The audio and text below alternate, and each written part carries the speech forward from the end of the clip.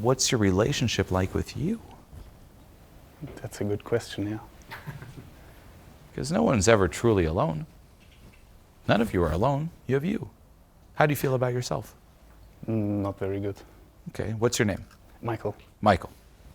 Imagine we're at a marriage counseling session. Yeah. There's Michael, that I'm talking to now, and then there's Michael that doesn't like Michael. The self-attack, the criticism, the negative one. What if I were to ask Michael, hey, how do you feel about Michael? What would it say? The negative one. You're a loser. You could do more. You're lazy. Yeah, that's what comes to my mind first. Okay. Could do more and lazy, I get. What's a loser? What defines loser? Like not being admired by other people. Like that's the external. Not attractive. How do you know, though? What's attractive? Being in shape, having money, being successful. Yeah. I guess you're right. I guess I'm not that attractive, too. Oh, man. What are we going to do about this? Work out a lot. Oh, is that the solution? No. Gonna solve it? No. I tried it. It didn't work. It goes on. I have a scar here because I was like very fat in my childhood and I lost a lot of weight. Yeah. If you don't love yourself when you're fat, you're not going to love yourself when you're skinny. I agree. I know. Yeah. So here's the thing for you, and I love that you brought this up. When are you going to give up on this strategy? And this doesn't mean don't get in shape, by the way, by all means. Doesn't mean don't go make money. Go make money. Go experience life, of course. But don't make it mean something about you. That's no different than making some random video game mean something about me. Everyone, I'm only as good enough as my character in the video game. How would you feel? Hey, welcome to the seminar. I was playing this game and I was hoping to reach level 18, but I'm only level 17, so you're just going to get a level 17 event. Sorry. You'd be like, what the? Yet that's what we do in life. You're still you. Hold this. Here's an extra half a kilo. Do you feel different about yourself? Oh my God, oh my God, he's changing, he's morphing! You're you! Look, you just lost weight. Still you. There, you can keep this. You made $10. Well, thank you. If that. Do you feel better? No. There, you lost $10. Are you still you? Yeah. Wow. So it doesn't matter, does it? When did you start believing it did? When I was getting approval for losing weight, and I would like to keep that going on. And I'm afraid I will, like, if I drop this kind of mindset, I would feel lost because, like, it's part of my motivation, like, really negative it's motivating me to always keep on working, keep on bettering myself. Would you rather keep on working on it, never being happy, or not working on it and being happy?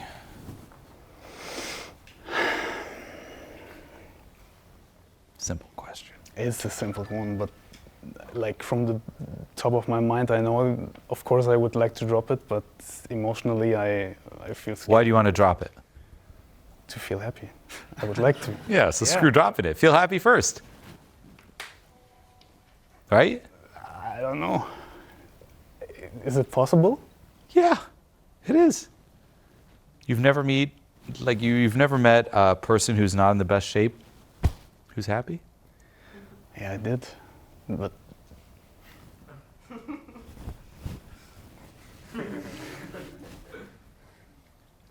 You've seen, for any of you who follow me for many years, you've seen my weight change over the years.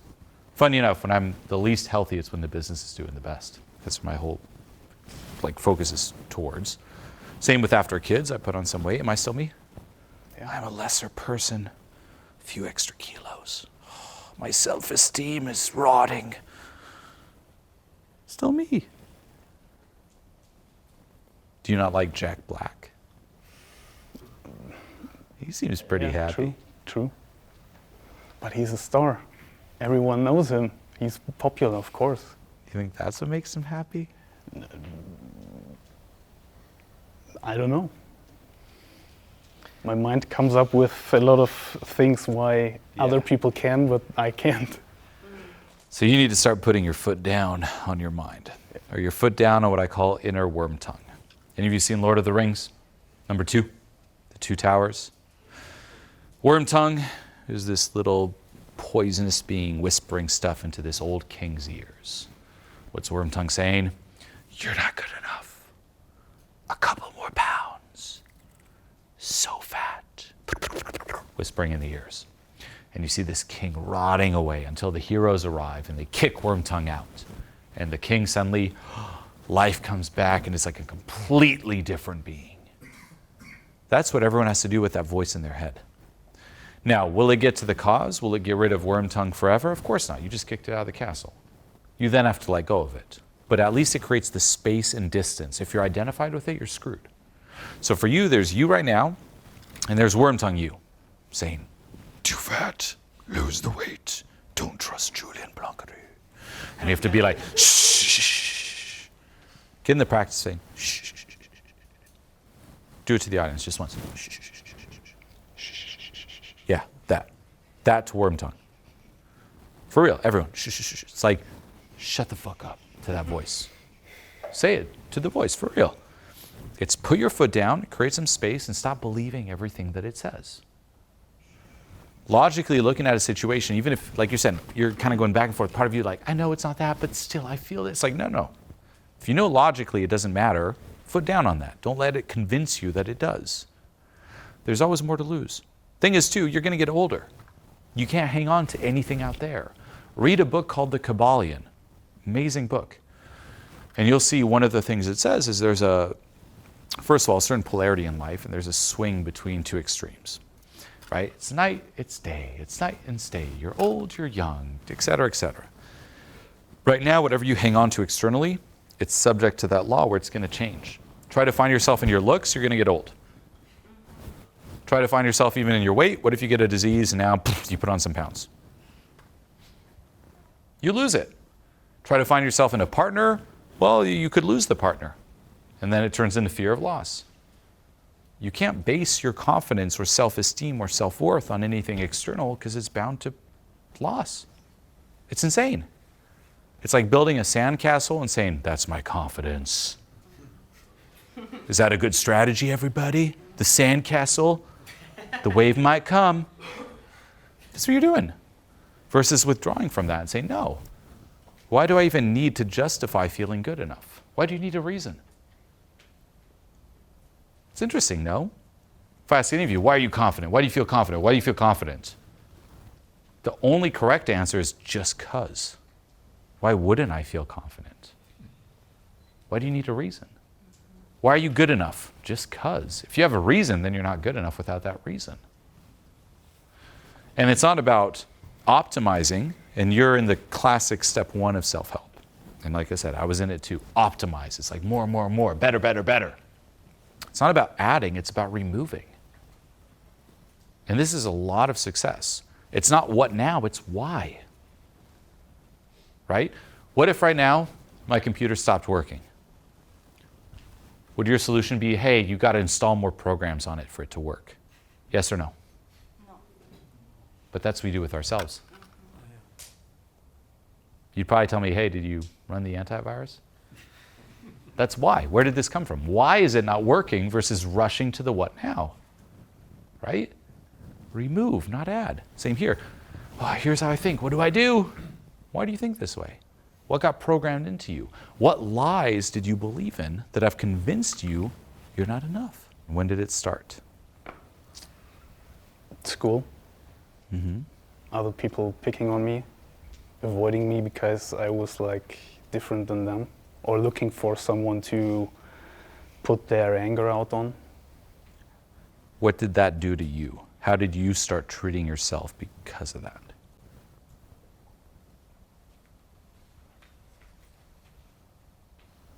How did you cope? Eating more, isolating. What about the self-talk? Of course, I took it over. I believed what they were saying, and it's still going on, day after day. And like imaginary now winning them over with like, here, look what I have, look what I achieved.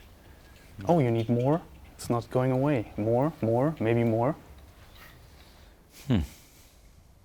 More success, more like, or even thinking about like getting more successful and then showing them. It's like, now I'm better than you. Why will that never work? Just purely externally? Because there's always a next level to achieve. Because they don't care about you. Yeah, that was the first thought, but I didn't want to. They already forgot about you. Yeah, probably, yes. I know this because I was in that, like I said, same trap. First seminar I did, big crowd, posted on Facebook. I'm originally from Switzerland. I thought everyone would see it. Some did. And I was like, look at me now, the crowd. No one cared. Like one comment, like, cool, and that was it. Why? Because we self-hypnotize. We create these stories. They think this of me. They're still thinking of me. They probably forgot who you are. You're going to show up at the door. Remember who I am. Look. Like, sir, who are you? Leave us alone. Please don't hurt us. Right? It's like they forgot about you. It's over. It's an illusion. Be careful of the self-hypnosis. But the question here is, what's scary about actually being kind to yourself?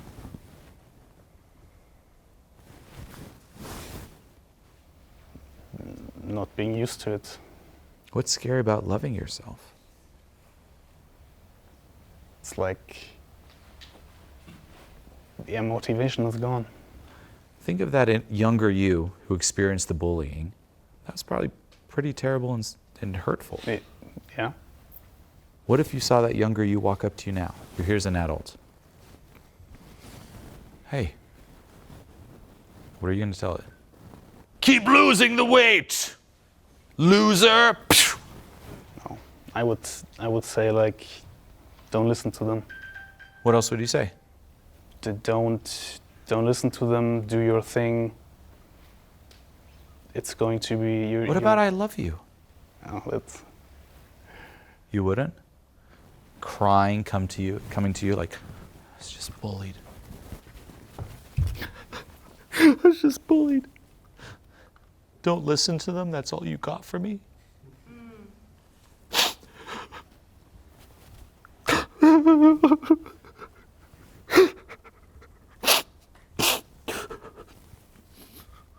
Help, Hilfe.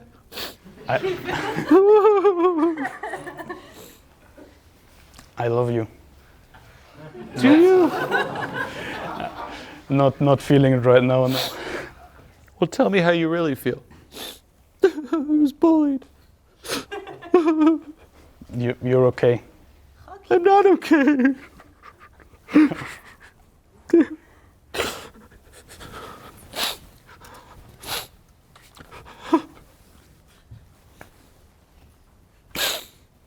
Makes me uncomfortable. I'm sorry. I'm sorry. No, you're good. You're fine. Oh, man. So, This is why self-love is so important. Now, there's no right or wrong answer with this, but it does show if you're treating yourself that way, and usually we treat ourselves worse than the way it's illustrated, shit, man. Where's the love and forgiveness and empathy? Fuck, what if that was your kid? Like, hey, and you're just like, oh, just don't listen. Oh, you're making me uncomfortable. Just get the fuck out of here. You're fucking crying. Why so harsh? It's a lot of avoidance around that. But that's the foot down. If you're like, no, enough. Time to be a good parent. Currently, you're an abusive parent. Yeah. Not to a real kid, to be clear. To your inner child. You're saying that to your inner child or worse. Get the fuck back here, you pathetic little fat fuck. What about, no, I love you. And being there for it. That's the thing, it's like developing that love for you. If you keep treating yourself that way, and here's the sad part too, it's in the end, what hurts is how you treat yourself. It's not how others treat you. Others might treat you very poorly, and it doesn't take away from that. But what hurts is when others treat you poorly, it's what it makes you do to yourself. If people disapprove, what do people do? Stupid, and they do it to them. But in the end, realize that no one can enhance your self-esteem or diminish it but you.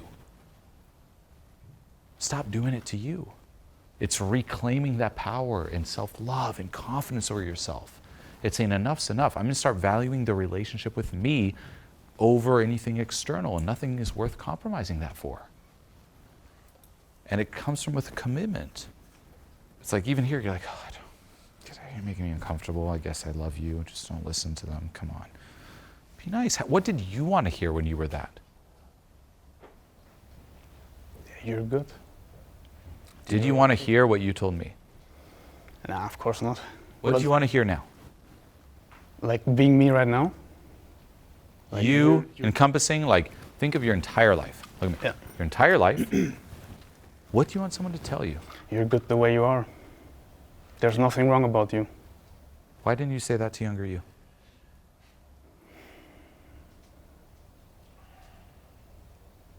I don't know.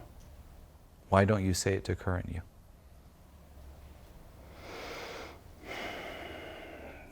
Why do you keep waiting for permission? Because it's all I ever, like, it's what I know. It's what's familiar. It's a lie. Yeah. So what comes after it? I'm scared of it. I'm scared of... It can't be worse than the state you're in now. Probably. Give yourself permission. No one else can. You. Give yourself the love you're hoping others will give you. Whatever you're seeking out there, you're craving it within. You're just delegating it to the external, delegating it to other people, delegating it to success, to money, to this, to that. No, it's inside. That's just superficial. It's like artificial. It will never satisfy you. So you gotta, just to recap here, 1, foot down on the strategy. And back to this, I was testing you a little bit. It's like you still believe in that strategy. Screw that strategy. Look at yourself in the mirror, be like, enough's enough. We're not chasing it out there anymore. Nope, none, done. Let's start honoring ourselves. Foot down on Wormtongue is step 2. Foot down, foot down, foot down. Then it's revisiting, when did I start believing this? Where did this come about? Let go, let go, let go. But you gotta do that. Otherwise, you'll keep living Groundhog's Day, chasing more, more, more, and the beauty and sad truth of it is there's always more. You can forever chase more. So it's something to let go of. Biggest lesson you're going to do, the thing you're going to change moving forward, what? Drop the strategy. How do you feel about you? What are you going to say to you? I'm you. You're good. You can be proud of yourself. You achieved already a lot. What if I didn't achieve anything? Can I still be proud of myself? I think yes. Maybe. Hell yes! Yeah, you should. Yes! You should, yeah. You are not your achievements. Yeah. Okay? Back to Fight Club. You're not your khakis. You're not your achievements. You're not your money. You're not your life situation. You're none of that. You are good enough just because, not because of the achievements. Do I look at my kid? You didn't achieve enough. You're only 3.5. No, what about just for the person? What about loving you just for the person that you are? You're just trying to mentally put it there, categorize it, and justify it. This person is only as valuable as their income and achievements and social status. It's an illusion. Give him a hand, everyone. Come on. Bring it in.